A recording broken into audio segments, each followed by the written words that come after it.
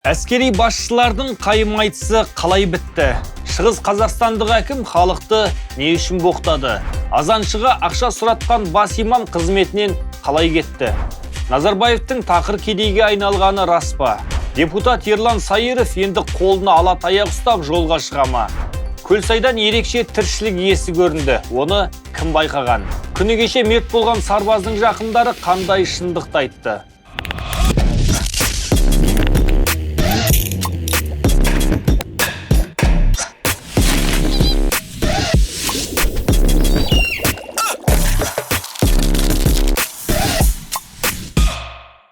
Қайырлы күн, бұл Қазақ Айран және мен Бауыржан Жақсымбет. Аптаның айшықты жаңалықтарын саралап көрейік, сонымен бұл аптада не болды өзі?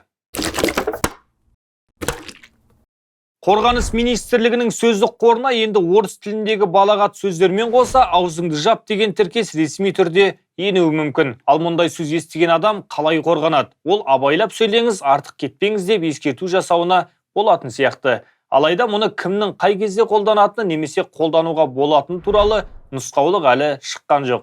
Есесіне басшылық тарапы бұл жаңалықты бірден тәжірибеден өткізіп жатқан секілді. Сізге біраз айт деді, мен айттым. А енді маған разговаривался, господин подполковник. Өтірік емес қой, айтыңызшы. Сізге бассауыңызға да жатыр. Одан кейін ұзатып сөйлестік екеуміз. Сіз хорошо дедіңіз. Я вам еще раз говорю. Өзің рұқсат беріп енді маған әңгіме айтып отырсыз. Олай болмайды ғой, полковник мырза. Господин подполковник, у вас есть военкомат на то пошло. Вы начальник там на районе. Если не можете говорить, вы сами. Өзіңіздің келісіміңізбен болған нәрсе, полковник мырза, кешіріңіз. Сіздің келісіміңізбен болған нәрсе осының барлығы. Никак нет, Сіз өзіңіз рұқсат беріп, хорошо да доброңызды берген екен. Господин подполковник, еще раз говорю, рот закройте, Абайлап сөйлеңіз, полковник, артық әңгіме айтып жатсыз, кешірім өтінемін, бірақ артық әңгіме айтып отырсыз. Сіз аузыңызды жабыңыз деймін, господин подполковник. Подполковниктің кім екені беймәлім, бірақ полковниктің кім екені белгілі. Ол Қызылорда облысы қорғаныс істер жөніндегі департаментінің бастығы Жаслан Шанқұлов болып шықты. Журналистер түртініктеп жүріп, оқиғаның қай уақытта болғанын да анықтады. Ондағы деректерге сенсек, полковник пен подполковниктің қайым айтысы 2025 жылдың 9 маусым күні орын алған. Даудың соңы бұлай аяқталғанға ұқсайды. Ерлан Сергеевич, вызовите его на аттестацию завтра.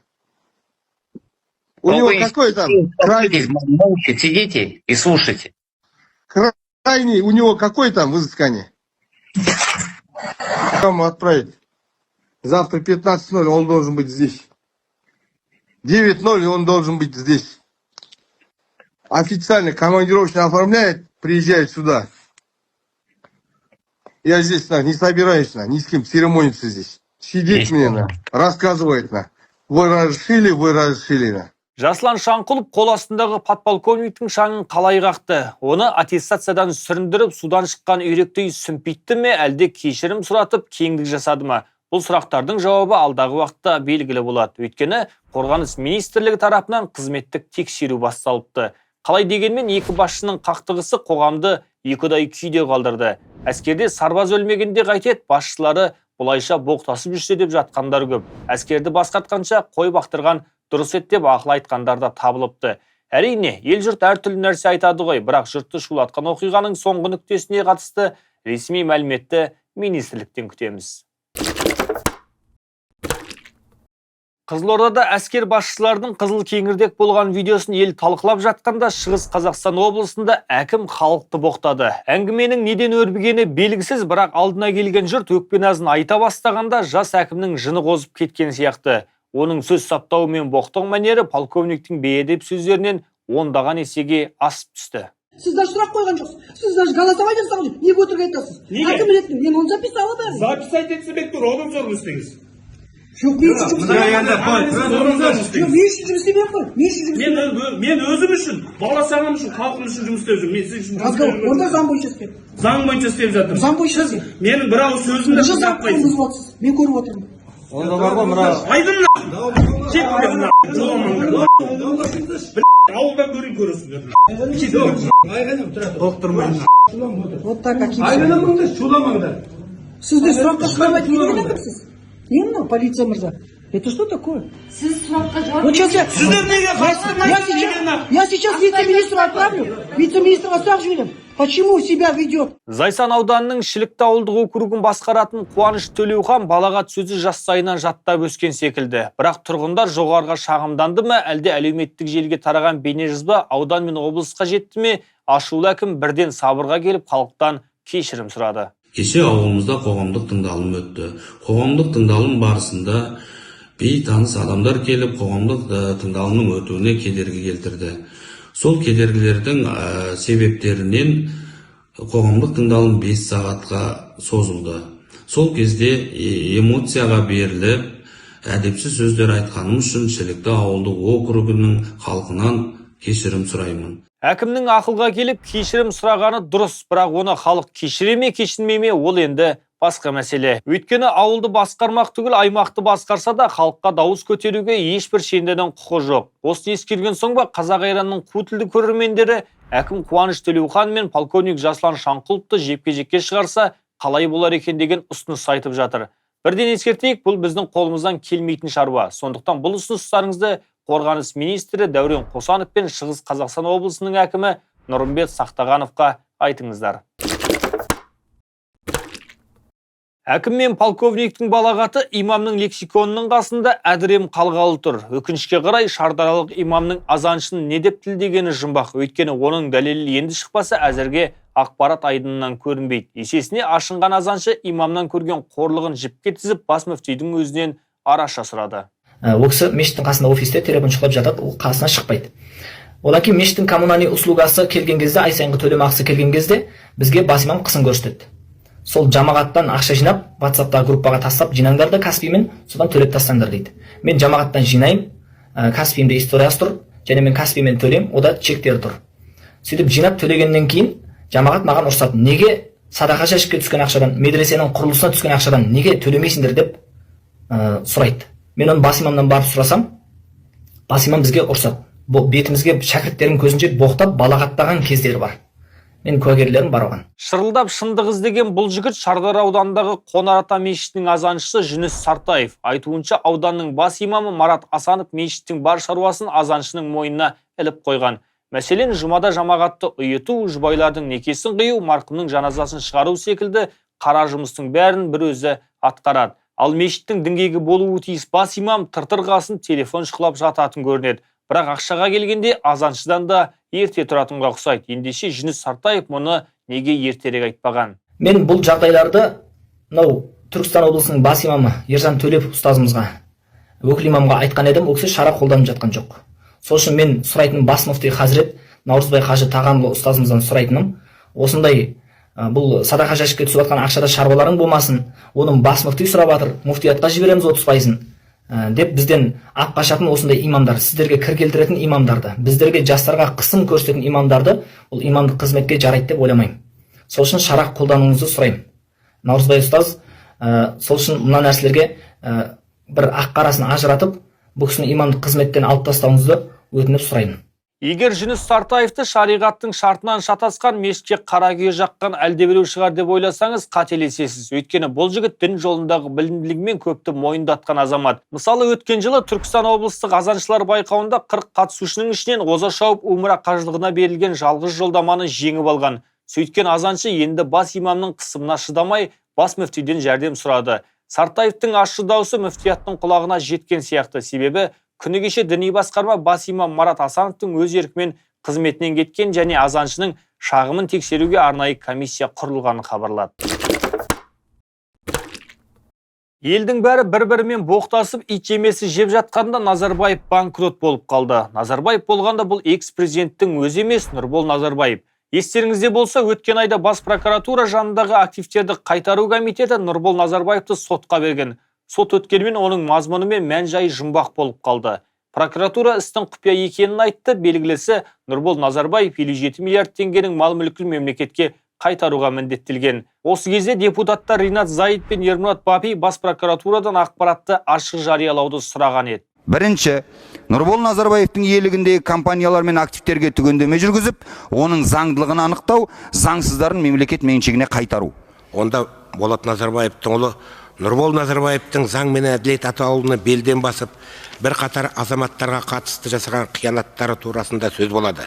Міне, сөйтіп депутаттар алашапқынға түсіп жатқанда Нұрбол Назарбаев банкрот болып қалды. Дұрысы, Алматы облысының Қарасай аудандық сотына банкроттық бойынша шағымданған көрінеді. Экс-президенттің ет жақыны жасаған өтінішті кірістер комитеті қарап жатыр деген ақпар бар. Егер шынымен банкрот деп танылса, ешкімді боқтамай-ақ елді де депутаттарды ауызға ұрған адам Нұрбол Назарбаев болуы бек мүмкін. Дегенмен бұған Ринат Зайыттың көңілсі жоқ. Ол күні кеше кіші Назарбаевтың тақыр кедейге айналғанына сенбей тағы да әділ тергеу талап етті. Демек, депутаттардың дәрмені қандай екені енді белгілі болады. Айтқандары айтқан жерде қалса, амал жоқ. Ал Нұрболдың банкрот емес, қылшығы да қисаймаған бай екенін дәлелдеп, халықтың несібесін қайтара алса, келесі кезек үлкен Назарбаевтың өзіне кеп қалуы ғажап емес.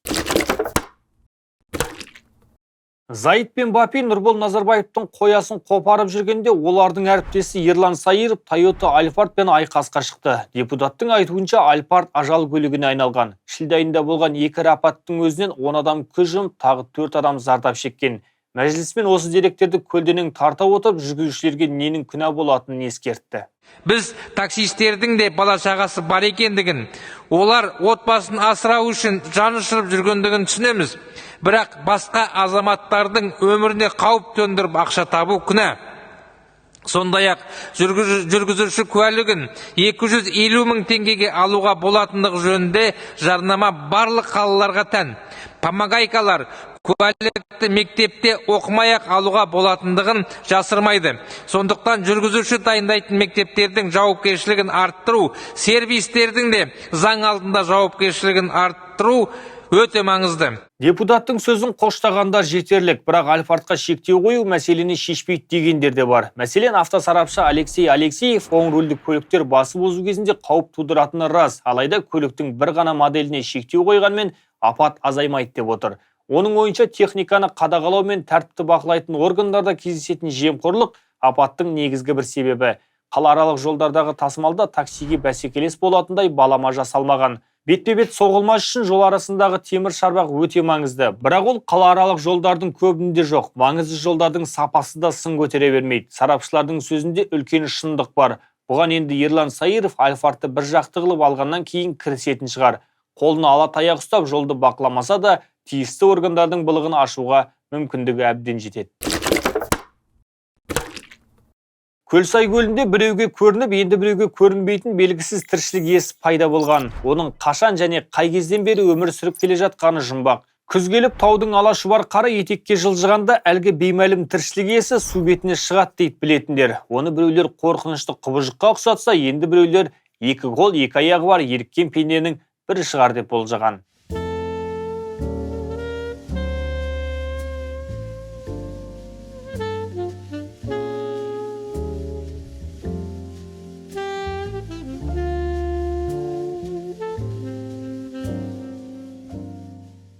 Елді әбігерге салған бұл кісі Telegram мессенджерінің негізін қалаған Павел Дуров болып шықты. Петерборда өмірге келген Дуров Ресейден бөлек тағы 4 мемлекеттің азаматтығын алған.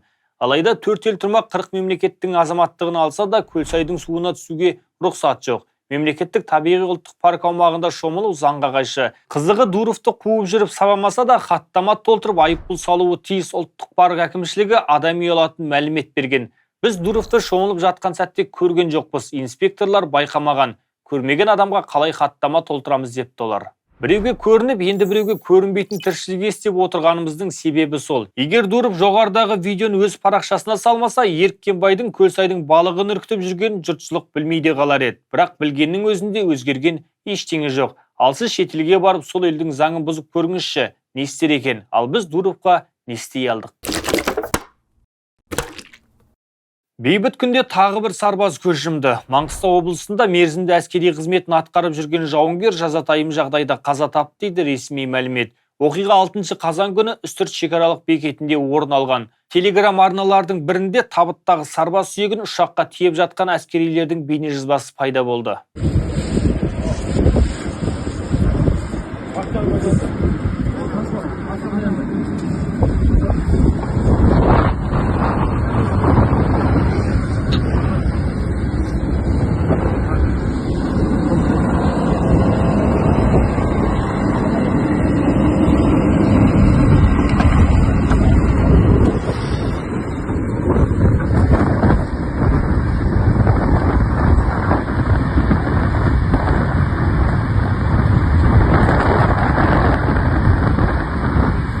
Ресми мәлімет бойынша үстірт шекара бөлімінің бастығы қатардағы сарбаз Еркебұлан Сағындықты дизель қондырғысы радиаторын тазалау үшін бензин әкелуге жанармай қоймасына жіберген.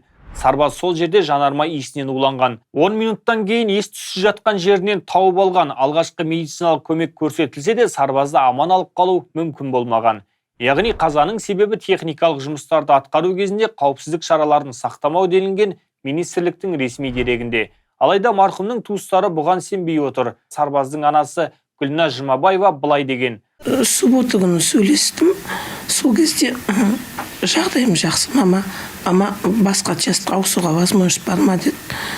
Таныс жоқ деді. Ойбой, жаным, нені таныс дедім. Не тыныштық па деп ем. Енді 5 ай қалғанда деп ем. Ладно, мама деді. Спортсмен здоровый бала ғой. Білмеймін, мен миым жетпейді. Бензиннен уланды деді, ол қалай бензин? Журналистер тіпті Еркебұланның ғашығымен де сөйлескен. Ол жігітінің жиі ақша сұраған, 15-20 мың теңге сұраған дәлелдейтін жазбалары сақталғанын айтқан. Еркебұлан Сағындық 5 айдан кейін үйіне оралуы тиіс еді. Ал сіз қалай ойлайсыз, қадірменді көрермен? Әскери басшылардың арасындағы кикілжің саланың басынан шіріп жатқанын білдіреме? Әкімнің халыққа әкіреңдеуі ненің белгісі? Видеоның астына комментарий жазып, пікір білдіріңіздер. Қазақ Айранға жазылуды ұмытпаңыздар. Естеріңізге сала кетейін, экрандағы Каспи QR арқылы немесе видеоның мазмұнындағы Каспи Patreon сілтемелері арқылы редакциямызға қолдау көрсетсеңіз болады. Оны істегендерге алғысымыз шексіз, бұл маңызды.